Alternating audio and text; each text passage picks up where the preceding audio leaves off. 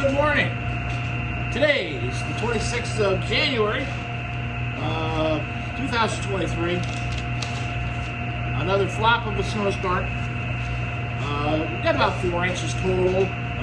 It kept switching back and forth to rain, freezing rain after it was snow, so it was that way all night long.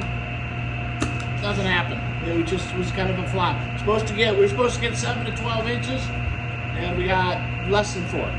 So, not that we're complaining, but that's kind of the scenario for the whole winter here so far. It doesn't do a whole lot of good for the snowmobile industry.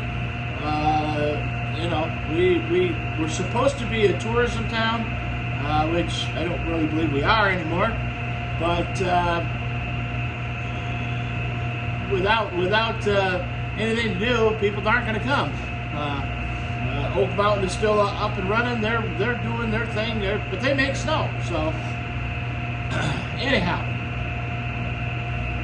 getting back to where we were, we're at our pond level is 1699.50, right where it's supposed to be. We are generating a total of 518 kilowatts. Tail race is set right at 1646.10. Not terrible.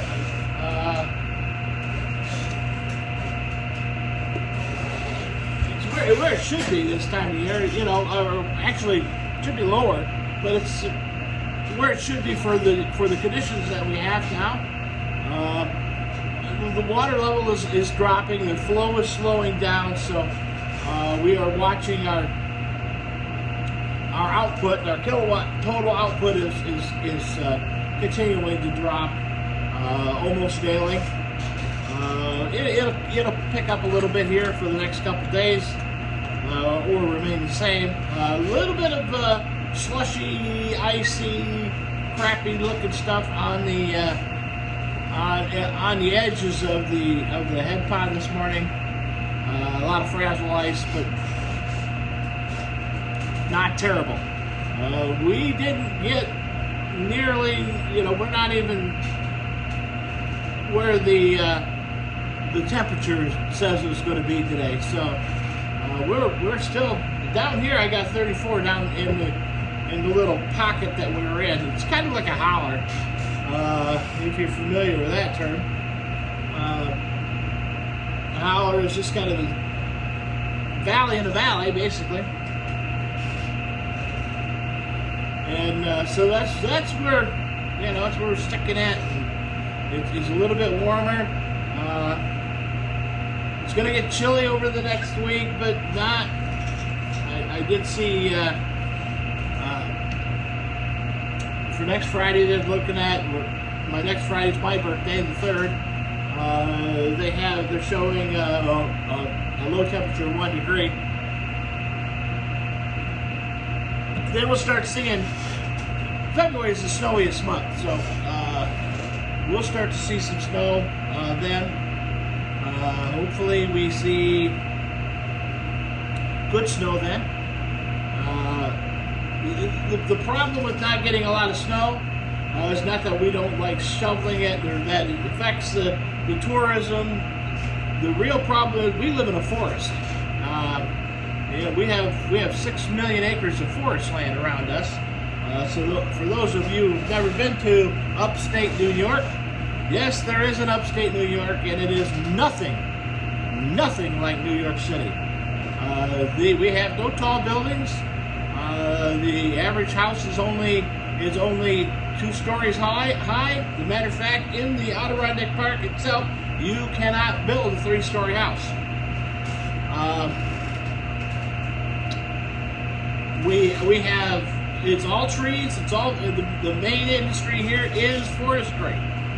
So we have mountains that are half a mile high, and it goes from mountain to mountain to mountain. We have natural flowing streams. We have bear, coyotes, wolves, occasional Sasquatch. It is very, very sparsely populated area. I live in the third largest county in the state of New York, area-wise, and we have the least population east of the Mississippi River. So, and that includes everything, all the way down from top to bottom. The county population is right around 5,000.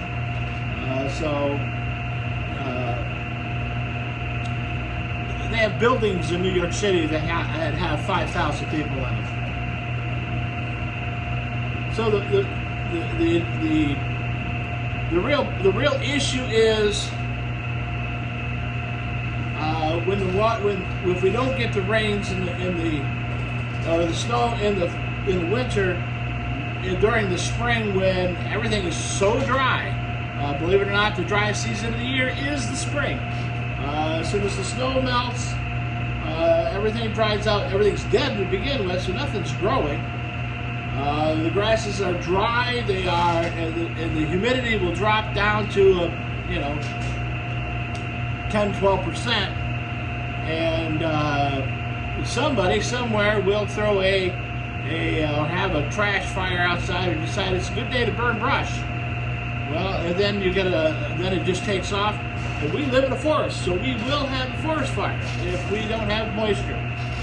Having the water helps. A couple years ago, we went on in April. No, it was May. It was May. Yes, it was May, early May.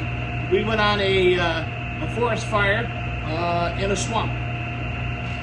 There was water, standing water, underneath the swamp. The top of the swamp was on fire. So, and it was burning trees, and it was getting high, and it was easily started up the side of a cliff. And the guy that started wasn't on purpose; it was an accident. But he said, I was out burning my brush. It's swamp. It's all the water. There's water all over the place. And that's what happens. So, at that time we had a burn ban. We always go to burn ban from March 15th on, and that's why. And it's like till May 15th or before. It depends on whether if we're getting a lot of rain and things start to green up, they lift it. But the burn ban was standing at that time, and he got a criminal charge for burning. And that was simply because they were just going to give him a ticket, but there were so many fire departments there fighting that fire, so much manpower, so many resources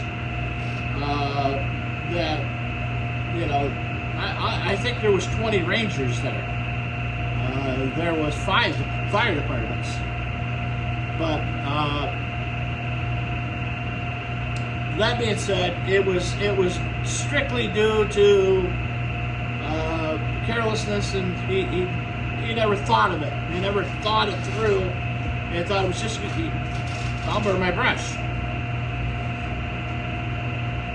A little bit windy that day. Anyways, it just happened.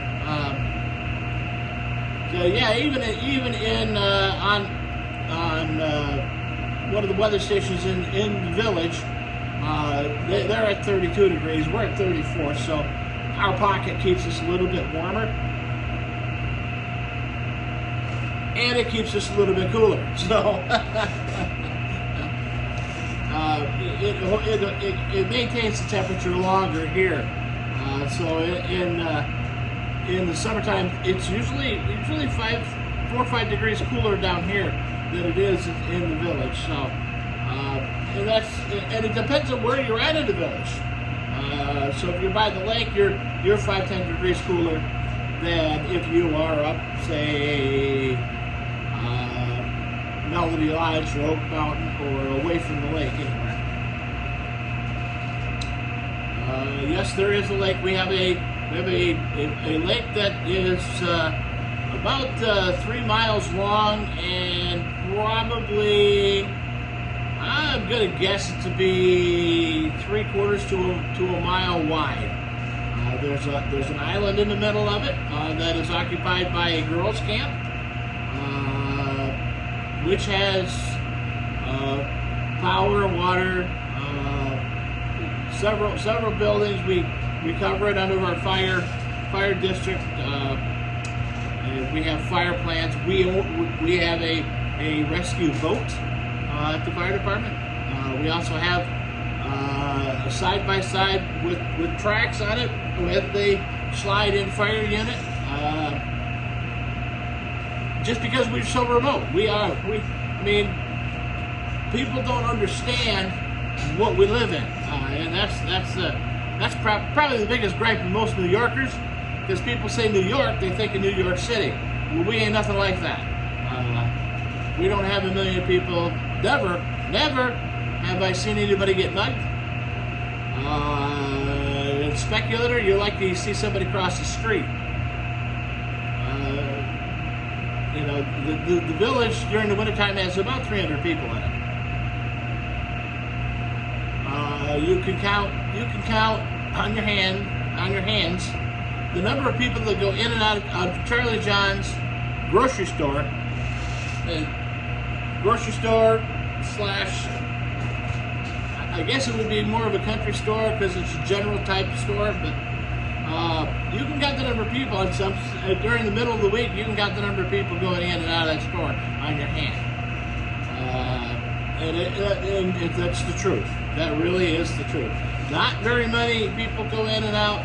During the summertime, forget it. The parking lot is packed. You have to look for parking spots, but that's what we go. Camp of the Woods is here. Camp of the Woods is a Christian resort. It is totally inside the village. They house 2,000 people. And really, they are the backbone of our economy during the summer. If they have an off year or during the pandemic, things were really bad and they had a difficult time. Hence, we had a very difficult time because even though they are a Christian resort, and they are, they're basically property tax free, so they don't have to pay property taxes.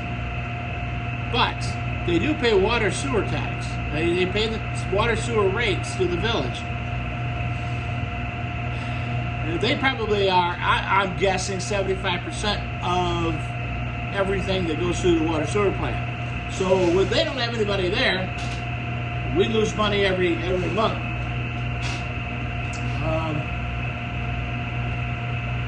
Anyhow, so yeah,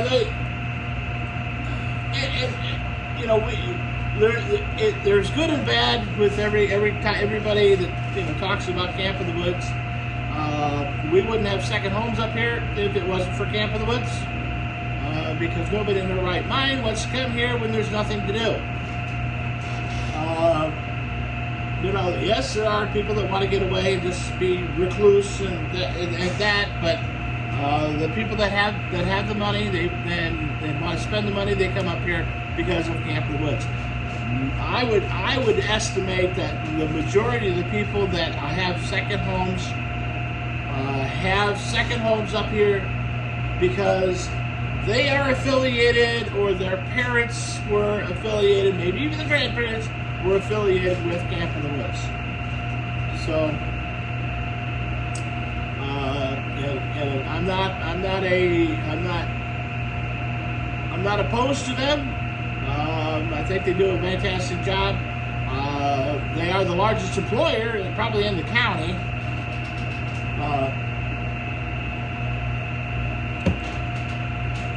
Because basically they can house half the population of the county.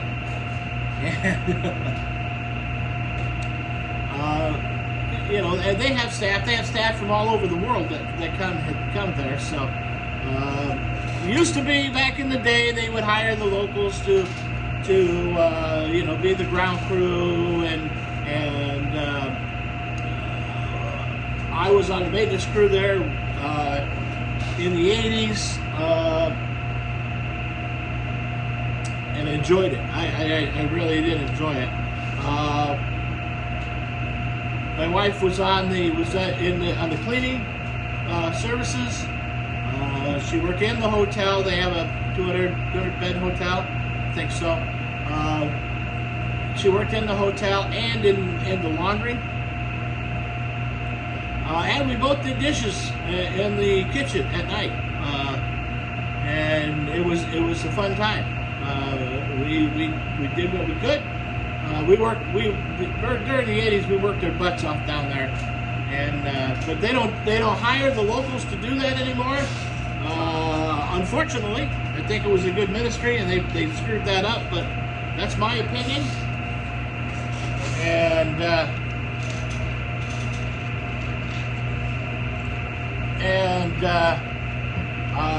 you know, since they don't do it anymore, they do bring more people in, and they get bigger donor. You know, people come in and donate, and they actually have the All-Star basketball court from NBA All-Star basketball court from 1984. It was donated to them by the Dallas Mavericks.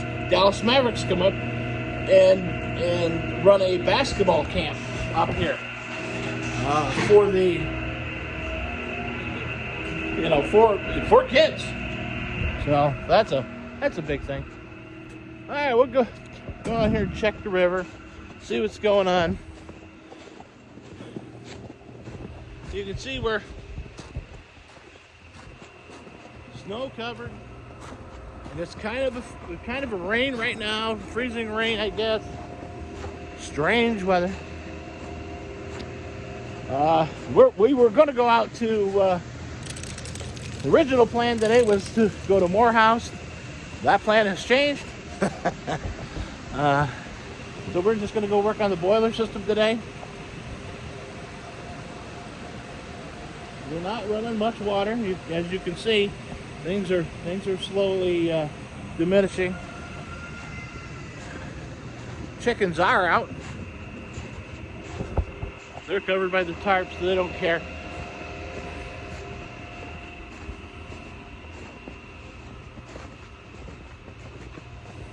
But you can see the tire tracks from where I came in last night. So, and that was at 5 o'clock. So we didn't.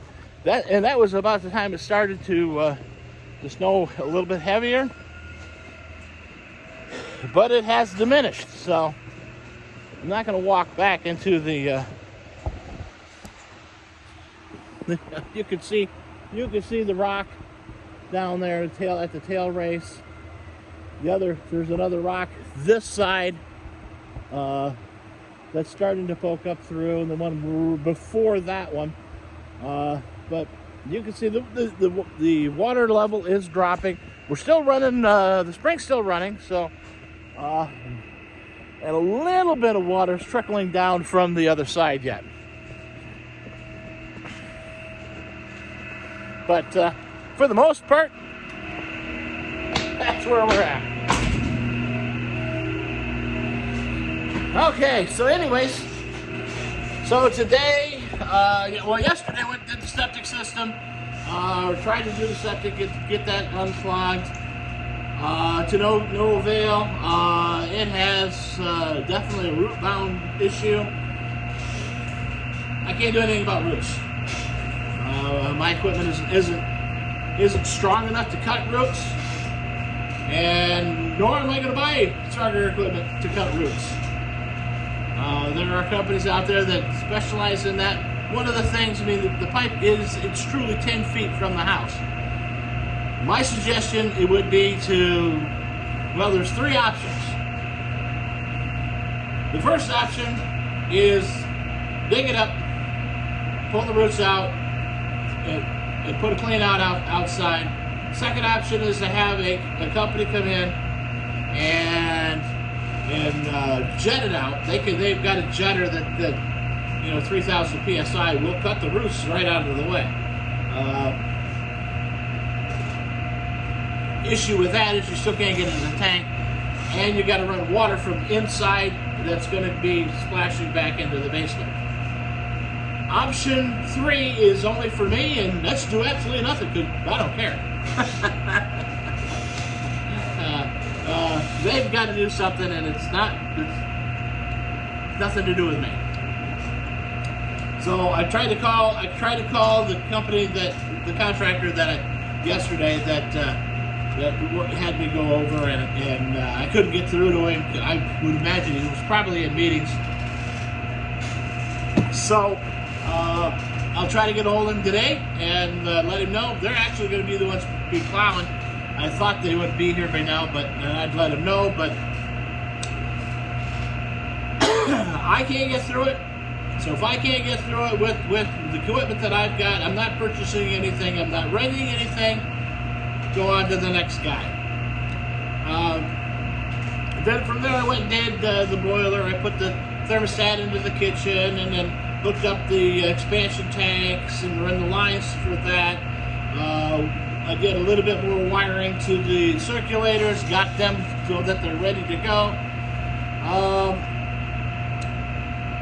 We did some layout on water lines, where we're going to be, what we're going to do, how we're going to do it.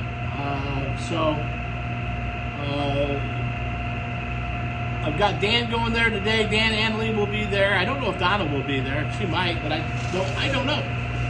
But we'll be doing that. We'll be figuring out the rest of that, getting the baseboards in and getting the back. My goal is to get the downstairs loop, which would be the main loop, up and running as soon as possible. That might happen tomorrow afternoon. Tomorrow morning I've got grand jury duty, so I don't know how long that will take. That could take all day. But if that does, it'll be next to me. We'll push it back a little bit. I got a few parts coming for the boiler today, and I've got to place an order for a control board for my buddy Vladimir, and we'll get that Monday. And he's got a couple things coming for a sink work. He's trying to do some stuff with his kitchen sink that it's a marble sink, a marble countertop, and he's trying to put a different type of valve on it. And I said, I don't drill countertops, not me, not especially stone. You take a special drill bit. Can be done. I'm not going to do it because I'm not cracking it. So, anyway, so that's where we're at today. Again, the snowstorm was a bust here. Hopefully, where you're at, you got what you wanted. It is what it is. It's just the way it's going to be. So, you guys have a good day. Take care of yourselves and the people around you, because that's really all that we got.